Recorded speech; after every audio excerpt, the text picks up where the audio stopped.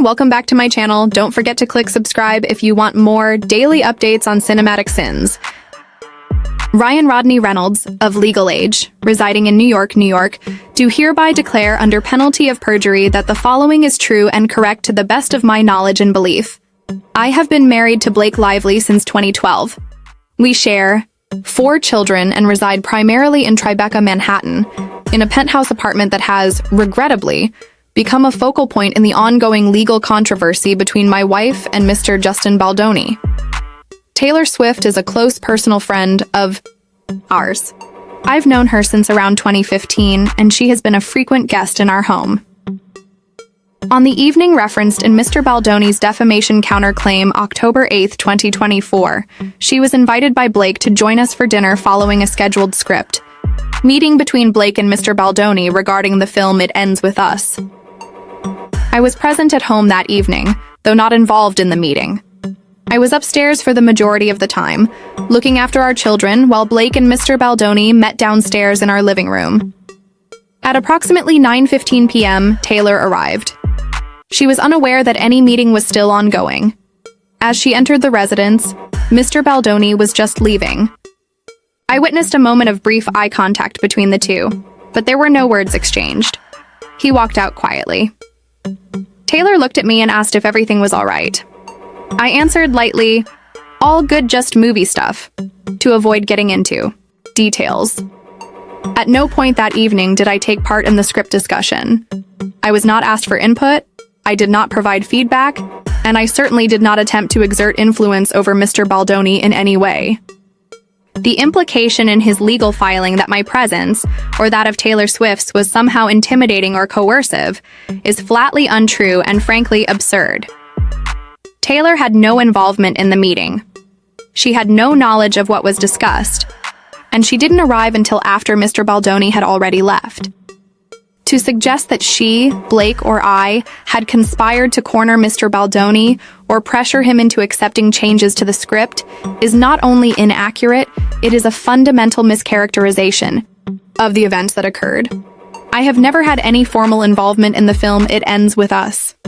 I am not a producer, I do not have a financial stake, nor do I possess any creative credit. I've never attended a production meeting, and I have not read a draft of the script in full. My only awareness of any script changes came from Blake herself, who expressed to me that she was uncomfortable with certain lines in her character's dialogue and wanted to discuss alternatives with the director.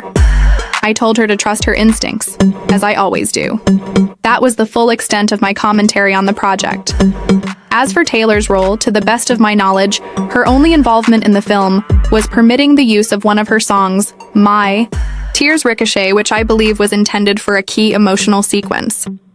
I do not know who initiated that licensing request, and I am not privy to the terms of the agreement.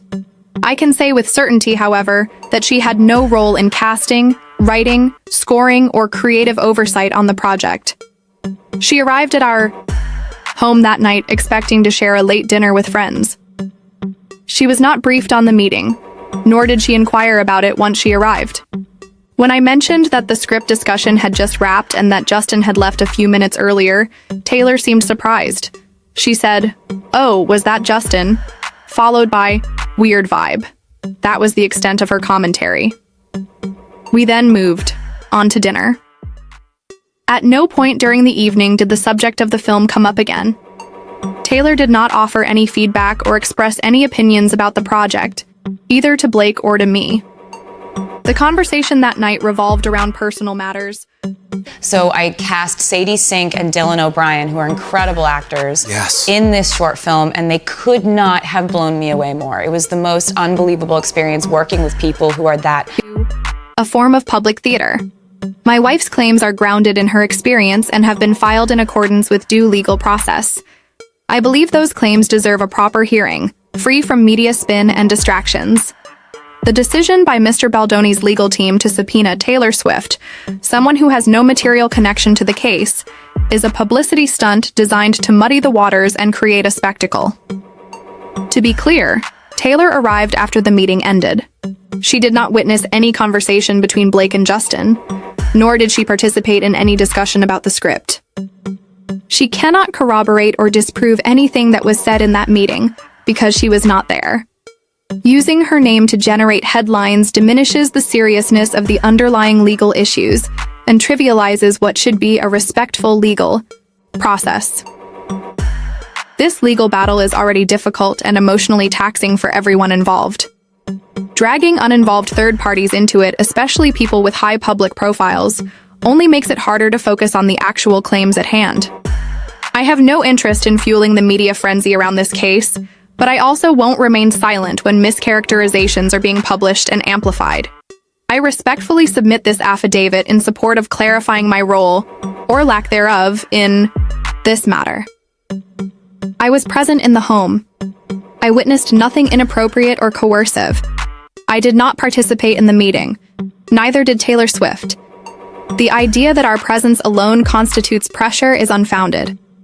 I urge the court to recognize the difference between public narrative and actual evidence, and to treat this case with the seriousness it deserves. If you enjoyed the video, don't forget to like and subscribe for more awesome content.